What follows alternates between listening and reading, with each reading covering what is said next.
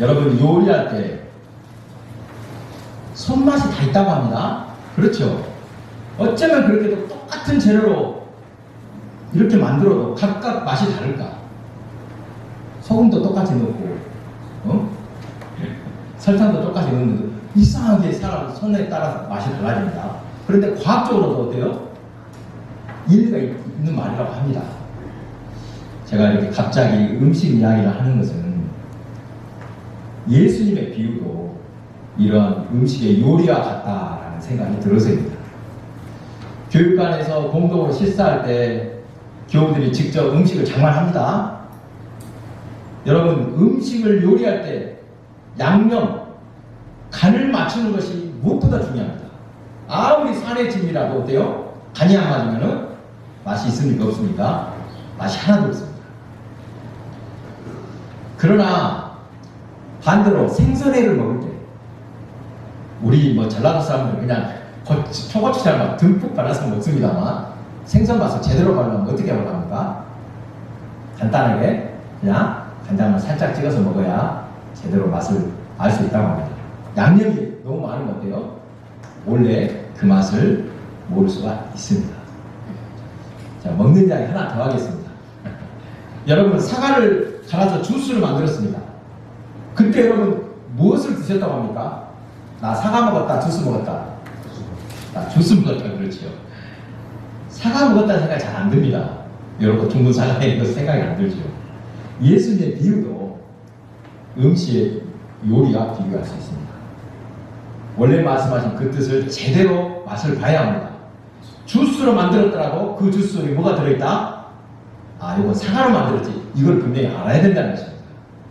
그리고 원래 음식에 양념, 조미료를 너무 많이 쳐서 내 입맛에만 맞게 만들면 원래 참맛을 놓칠 수가 있듯이 하나님의 말씀을, 성경을 제대로 알기 위해서는 자신의 뜻을 내려놓고 자신을 내려놓고 기도하며 겸손한 마음으로 성경을 대해야지 은혜를 크게 받을 수 있습니다.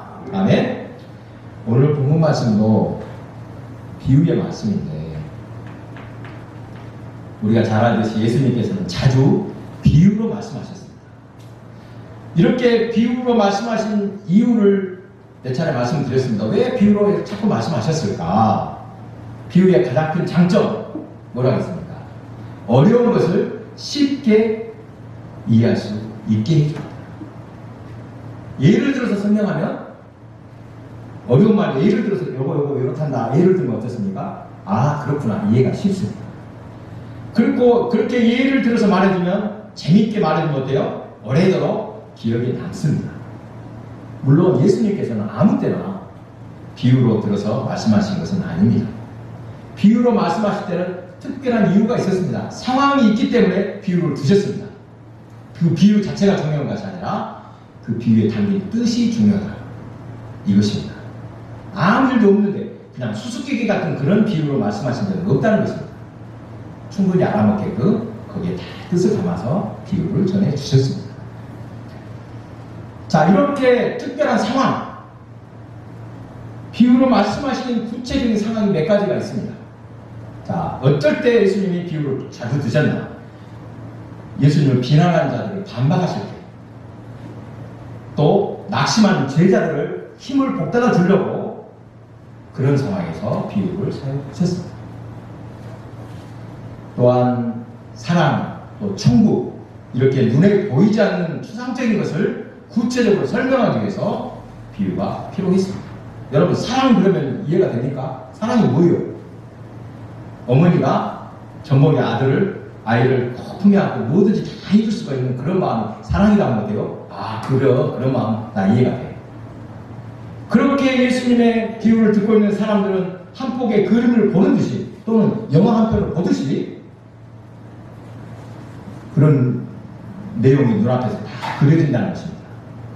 그래서 책 제목, 제가 감독님께 읽은 책입니다. 귀로 듣습니까? 봅니까? 귀는 들어야 되는데 귀로 보는 비유의 세계라는 책이 있습니다. 이러한 예수님의 비유가 후대에 전해지면서 한 가지 문제가 생겼습니다. 자, 비유의 내용 자체는 그대로 전해졌는데 그 말씀을 하시게 된 배경, 상황은 전달이 안 되는 경우가 있다는 것입니다. 무슨 뜻인지 아시겠죠? 앞에서 말씀드렸듯이 왜 이런 비유를 말씀하셨는지 그 비유의 상황은 모르고 그 비유 자체 내용만 알면은 이것이 뭔 이야기인지 나중에는 헷갈리게 된다는 뜻입니다. 처음에는 분명히 이해됐던 비유라고 상황을 모를 때는 그야말로 뭐 수수께끼 이야기로 이렇게 되고 맙니다. 그래서 우리는 성경을 볼 때 이러한 상황을 분명히 알고 이해하고 말씀을 읽어야만 바르게 깨달을 수 있고 은혜를 받을 수 있습니다. 자, 오늘 본문 두 아들의 비유도 마찬가지입니다. 방금 읽어보니까 여러분 무슨 내용인지 금방 아시겠죠? 맏아들 또 둘째 아들 둘에게 아버지가 포도원에 가서 일하라 명령을 했습니다. 그랬더니 뭐라고 합니까? 28절 29절에 보니까 큰아들은 뭐라고 합니까? 예 해놓고는 어떻게 해요? 안 갑니다. 작은아들은요? 아니요 했다가 나중에는 돌이켜서 포도원에 가서 일을 했습니다. 지금 우리 상식으로는 본문의 내용 어렵습니까? 안 어렵습니까? 하나도 안 어렵습니다. 그러죠? 누가 지금 아버지 말을 들었습니까? 작은아들이죠. 이 작은아들이 착한 아들이 같지요. 작은아들이 분명히 순종했지요. 그런데 중요한 이야기가 있습니다. 그 당시에는 작은아들이 좋은 아들일까? 큰아들이 좋은 아들일까? 왜요? 우리 생각에는 작은아들이 당장에 아버지 말 잘 듣는 놈이 좋은 놈이지라고 하지만 옛날에는 절대 반대했어요. 어떻게 해야 된다고요? 무조건 아버지 앞에서는 예 해야 됩니다. 속으로는 다른 마음 있더라고요. 그리고 아니요 하면 저는 큰일 나는 거예요. 안 될 놈이에요. 여러분 우리 지금 상황에서 보자면 아까 말씀드렸던 당연한 이야기 같지만 방금 말씀드린 대로 이런 옛날 상황 시대의 문화를 모르면은 엉뚱하게 해석할 수 있다는 것입니다. 단순하지 않는 비유라는 것을 알고 다시 한번 말씀을 보시기 바랍니다. 자, 고대사에서는 명예를 무엇보다도 소중하다, 내 목숨보다도 소중하게 여기던 때입니다. 자, 본문의 상황 한번 정확히 봅니다. 지금 큰아들, 작은아들에게 너 포도원에 가서 일해라 할 때 둘이 조용히 있는 데서 가서 아들아 가서 일해라 이런 상황을 하지 마시고 사람들 다 있는데 어이 아들 가서 일 좀 하지 그랬더니 어때요? 안 가려고 하면 어떻게 됩니까? 아버지 얼굴에 먼치를 하게 됩니다.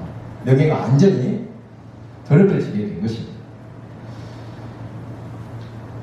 여러분 현대를 사는 우리가 이러한 배경을 분명히 알고 예수님 당시에 이 비유를 듣는 사람들과 지금 우리의 판단에는 큰 차이가 있겠구나. 아까 그런 상황을 모르면 엉뚱하게 해석하겠구나. 이것을 먼저 알아야 된다는 것입니다. 뒤에는 순종하지 않더라도 어때요? 아버지 말에는 무조건 예 해야지만 그것이 당연한 도리로 여겨주고 아버지 명예를 올려주는 시대였던 것입니다. 자, 다음으로 이 비유를 듣는 사람들, 지금 예수님은 누구한테 이 이야기를 하고 있습니까? 누구한테? 23절 보니까 대제사장들과 장로들을 만나서 말씀하신 내용을 알 수 있습니다. 또한 12절부터 이어지는 내용을 보면 예수님이 예루살렘 성에 입성하셔서 성전에 들어가셨습니다. 성전에 들어가서 보니까 돈 바꾸는 사람들, 매매하는 사람들이 너무 많습니다. 예수님이 분노하셨죠. 채찍을 만들어서 그들을 다 내쫓으시며 뭐라고 합니까? 하나님의 거룩한 집을 너희는 강도의 소굴로 만들었다. 진노하셨습니다. 내 집은 기도하는 집이다. 이 구약의 말씀을 인용하시면서 타락한 성전을 깨끗이 하셨습니다. 이렇게 성전을 깨끗이 하신 것을 전문용어로 뭐라고 하냐면 성전 정화, 성전 숙정이라고 하는데 이 성전 숙정 엄청난 사건이었습니다. 역사적으로 볼 때 예수님이 십자가에 못 박히게 된 결정적인 계기는 무엇이었다? 바로 이 사건, 성전 숙전, 성전 정화 때문에 예수님이 못 박히게 되었다고 말합니다. 왜요? 대제사장들에게 권력자들에게 정면으로 그냥 도전을 하셨으니까 그들이 가만 놔둘 수가 없었던 것입니다. 당시 예루살렘 성도는 정말 이루 말할 수 없을 정도로 타락해 있었습니다. 예수님이 그것을 보실 때 얼마나 마음이 안타까웠겠습니까? 참으로 참을 수가 없다. 이대로 하나님의 집을 볼 수가 없다고 해서 이렇게 하셨던 것입니다. 이렇게 한바탕 소동이 벌어진 후에 대제사장들과 장로들이 예수님을 찾아와서 네가 무슨 권한으로 이런 일을 하느냐 따지는 그런 상황에서 이들에게 들려주신 비유가 바로 오늘 부활의 비유입니다. 이 둘 가운데 누가 아버지의 뜻대로 하였느냐 물으셨습니다. 우리는 금방 이미 답을 아시죠? 허나만한 소리 물어볼 것도 말 것도 아닌 말입니다. 어렵지 않게 둘째 아들이라고 말할 수 있습니다. 이 비유가 말씀하신 것은 이렇게 단순 명료하지만 실제로 순종하지 않는 사람, 하나님의 뜻대로 행하지 않은 사람이 누구인가? 지금 나한테 행동하지 않았다고 말합니까? 라고 생각하고 받아들이는 사람은 얼마나 기분이 나쁘고 뜨끔하겠습니까? 그렇죠. 가만히 들어보니까 큰아들이 나네? 이렇게 받아들이면 따끔합니다. 여러분, 우리는 분명히 알아야 됩니다. 어떤 사람들이 하나님의 뜻에 합당한 사람들입니다. 어떤 사람들은 하나님을 더 기뻐하셔요. 하나님의 뜻을 따로 들먹이지 않아도 상관없습니다. 입으로만 주여 주여 외치는 것보다 삶 속에서 묵묵히 그래 하나님은 이것을 기뻐하실 거야. 실천하는 사람, 진정한 믿음을 가진 사람이다. 이렇게 말할 수 있습니다. 누가 오느냐? 이것은 너무나도 간단히 알 수 있습니다. 그러나 예수님은 이 질문을 듣는 사람들에게 너희 자신에게 한번 물어봐라. 남 이야기가 아니라 당신 어떻게 하고 있는가? 돌아보라는 매우 도발적인 비유의 말씀. 그래서 대제사장은 아주 불쾌하게 들었던 것입니다. 여러분, 대제사장은 어떤 사람들입니까? 당시에 자기 스스로는 어때요? 나 의로운 사람들이야, 나 큰아들이야, 이렇게 여기던 사람들입니다. 스스로 의로워서 그렇죠, 나는 하나님의 의를 완전히 따르고 있다 믿고 자부하는 사람들입니다. 하나님 앞에 하나님 말씀은 언제나 아니오가 아니라 이해라고 대답하는 사람들이 우리다. 항상 하나님을 말하고 또 모든 일이 하나님의 뜻대로 된다 이렇게 말하는 사람들이 우리들이다. 이렇게 잡아든 사람들입니다. 하지만 이들은 예수님의 비유에서 큰아들처럼 아버지 가겠습니다 하고 가지 않은 사람, 불순종한 사람들이라는 것입니다. 말만 대답했지 행동이나 삶에서는 하나님의 뜻을 모르고 따르지 않는 사람들이다. 나쁜 놈들이죠. 의롭지 못한 불의한 자들입니다. 그러면 하나님의 정의를 말하지만 현실에서는 그들은 불의의 편에 섭니다. 가난한 사람을 돌보아야 한다고 선포하지만 실제로 보니까 누구 편을 드는가? 항상 부자 편 듭니다. 여호와께 순종하고 만몬의 신, 물질의 신에서는 대항해서 살아야 된다. 이렇게 입으로는 부르짖었지만 실제 삶을 보니까 항상 물질의 노예가 되어서 살고 있다는 것입니다. 예수님은 이 비유를 듣는 이들에게 바로 당신들이 그런 사람이다, 큰아들과 같다 말씀하시고 있습니다. 반면 아버지의 명령에 아니오라고 대답했지만 결국 포도원에 나가 일한 사람들은 작은 아들입니다.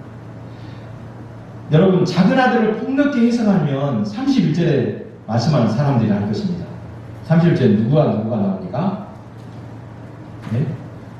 세리와 창녀들이 너희보다 먼저 하나님 나라에 들어가리라. 세리와 창녀, 가장 불의한 자들이다. 가장 부끄럽게 여기는 사람들이 이들이었습니다. 스스로 하나님을 신실하게 섬기고 있다고 자부하는 대제사장과 장로들이 보면 도저히 하나님의 뜻과는 상관없이 사는 사람들, 전혀 구원받을 수 없는 사람들이 세리와 창녀들이었습니다. 그런데 예수님은 뭐라고 하십니까? 그들이 하나님의 나라에 먼저 들어가리라 선포하셨습니다. 왜 그렇다는 거죠? 아니, 왜 그렇게 죄인이라고 그렇게 불의하고 나쁜 사람들이 왜 먼저 하나님 나라에 들어간다는 것입니까? 아, 어떻게 살든지 겉모양 아무 필요 없다 이 뜻입니까? 그것은 아닙니다. 겸손하게 살 것이기 때문입니다. 겸손이 중요합니다. 그들은 스스로 죄인이라고 여기기 때문에 어때요? 낯을 들고 다닐 수가 없습니다. 나 하나님 은혜가 아니면 살 수가 없습니다라고 하나님 은혜를 구할 수밖에 없습니다. 여러분 예수님의 비유 중에 또 세리와 바리새인의 기도 기억나십니까? 두 사람이 성전에 올라가서 기도합니다. 세리는 기도할 때 뭐라고 기도합니까? 하나님 나는 죄인입니다. 고백하며 가슴을 치면서 하나님의 용서와 은혜를 구했습니다. 반면 여러분 누가 봐도 죄인인데 할 말 있습니까? 고개를 들 수가 없습니다. 어떻게 하나님 앞에서 낯을 줄 수 있겠습니까? 그러니 죄인이라 할 수밖에 없고 하나님 은혜를 구할 수밖에 없습니다. 반면 바리새인은 뭐라고 합니까? 하나님 나는 며칠에 금식하고 11절 잘 드렸고 자신을 의롭게 여김으로써 당당하게 하늘에 손을 들고 자신을 자랑했습니다. 예수님이 이 두 사람 중에 자신이 죄인을 고백하고 낮춘 세리가 하나님의 은혜를 입고 돌아갔다 말씀하셨습니다. 그들은 하나님의 이름을 들먹이지 않지만 오히려 하나님의 뜻을 실천하는 사람들입니다. 삶 가운데 정의를 실천하고 가난한 자와 함께하며 이 물질 만능주의 세상에서 하나님의 공의를 믿고 외치는 사람들, 이 사람들이 바로 그런 사람들입니다. 어떤 아들이 되어야 할까? 이 둘 중에 누가 옳으냐? 예수님이 물을 때 우리는 분명히 말할 수 있어야 합니다. 사랑하는 교회 여러분, 성경을 읽을 때 항상 우리는 우리에게 주시는 말씀이다 라고 받아들여야 됩니다. 이건 남의 이야기, 야, 이 이야기 저 누구 집사가 꼭 들어야 되는데 이 이야기 좀 듣고 깨달아라는 놈아, 이렇게 생각하면 안 된다는 것입니다. 그 이야기는 누구한테 하신 말씀이다? 나한테 하신, 아이고 나한테 들으라고 하신 말씀입니다. 이렇게 받아들여야 합니다. 여러분 오늘 말씀에서도 우리가 은혜를 받으려면 내가 작은 아들이어야 됩니까? 큰 아들이어야 되고 생각해야 됩니까? 네? 나는 작은 아들이요. 다 말씀 좋은 사람이 아니라 나는 큰 아들처럼 살지 않았나? 따끔하게 이야기를 받아들일 때 나에게 은혜가 됩니다. 아멘? 냉정이가 아니라 바로 자신의 문제로 받아들일 때 심각하고 따끔하게 느껴질 것입니다. 여러분 항상 귀에 달콤한 말씀만이 아니라 때로는 따끔한 말씀도 필요하다. 따끔한 말씀에서 은혜 받으시기 바랍니다.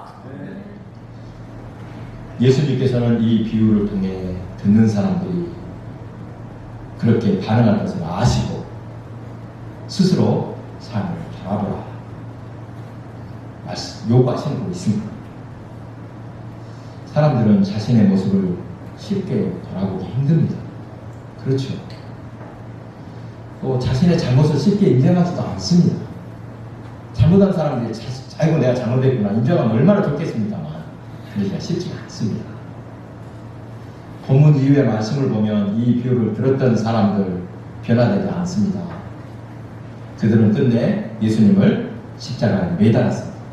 여러분 들을 귀 얼마나 중요한지 모릅니다.